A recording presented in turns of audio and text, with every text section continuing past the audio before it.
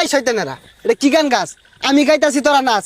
তোরা হালকা মেরেছি সাই লাল পানি, তোরা উট্টু মেরেছি সাই লাল পানি, তোরা চান্দাইতে মাইরা দিছস লাল পানি। একার থাম থাম, এই গান কি তুই কইতাছস? না তো আমবো তো কই না যে কেনা কই রে।